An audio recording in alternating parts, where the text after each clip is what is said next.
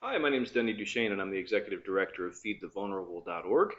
We're a new nonprofit initiative that's operating out of the Lansing, Michigan area, and we're focused on finding ways to help vulnerable people in our communities get access to food in healthy and safe ways.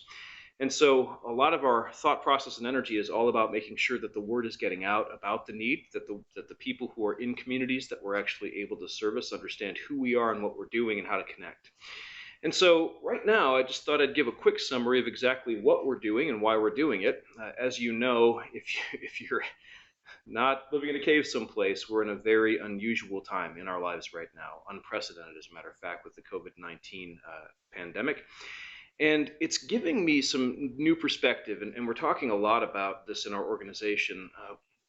Before this all happened, I wasn't in a situation where I had to think very much about going into a grocery store and grabbing things off the shelf or ordering food from a local restaurant. It wasn't a scary thing to think about who touched those things before me or whether or not they had a cold or a flu or some other virus. It just wasn't even on my radar because we expect our white blood cells to step up and do their work, and we stay mostly healthy. If we do get sick, we stay sick for a very short period of time.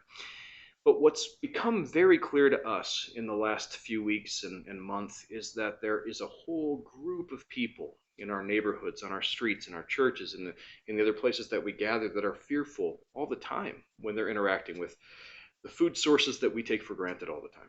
And so one of the things that we're really concentrating on is figuring out how to build systems and infrastructure that allows those individuals to access food without anxiety, without worry, with peace of mind. And we want to take that weight that they're carrying on their shoulders and replace it with hope. And we're really looking to do that in partnerships with restaurants in the area. We'll build out the best-in-class sanitation process, and we'll help them package their food in those really sanitized containers and have a sanitized delivery process. We're working with grocery stores right now to lay out a kiosk concept in front of the stores where when you come out with your groceries, or if you pull up to get groceries that are being loaded into your car for you, they can be sanitized with a best-in-class scientific process before being put in your car. And we're mobilizing that right now in Ingham, Eaton, and Clinton counties. And so our goal is to make sure that the word is really kind of understood by those who are in our communities, that you don't have to buy food in fearful ways. And so right now we're in the early stages of deploying this. If you go to feedthevulnerable.org, you can click order now, and you have the ability to order food through our own commercial kitchen, and we can handle around 1,200 meals a week. And that food goes through that highly sanitized process. It's put in sanitized containers. Each person touching it has been trained and is really mindful of each step in the process of preparation and packaging. That's a lot of P's. And we want to make sure that every single thing that comes into your home is safe to the best of our ability. We can't guarantee 100% effectiveness, but we can get really, really close with focused intensity and focused intentionality, and just making sure that every step of the way there is no link in the chain that gets broken in terms of keeping that food safe. Same with the grocery stores. If you come out of the store or you're placing an order and you see that kiosk that we're setting up with the Feed the Vulnerable logo, understand that's an invitation for you to come and to get your food, those packages, cleaned in a best-in-class way. Just so that you understand a little bit about our backgrounds and why we're in a position to be able to do this. Our main nonprofit activity operates under Great Lakes Empowerment Services in Grand Ledge, Michigan.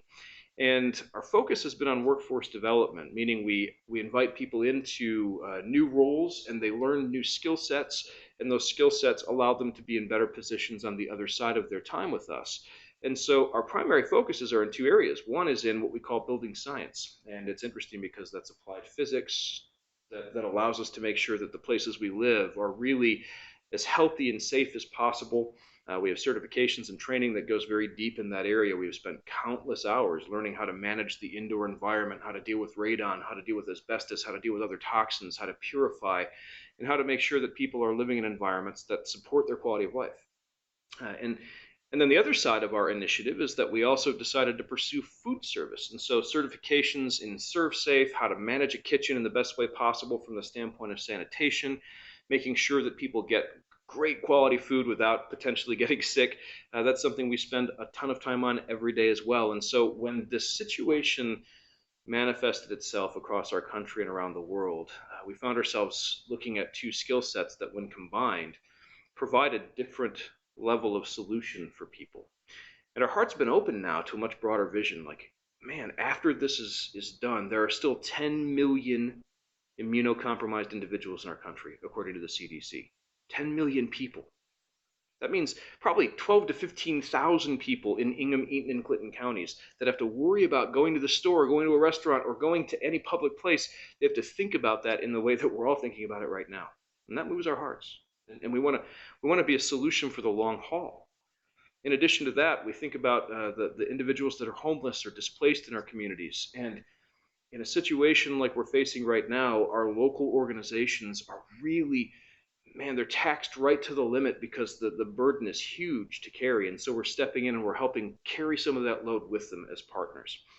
And so I'm asking you to consider partnering with us to either partner from a donor's perspective, helping us access resources that expand this mission and the reach of what we're doing, or we need volunteers. We need people who are comfortable driving. We need people who are comfortable kind of working in that sanitation process at the front lines in the grocery stores.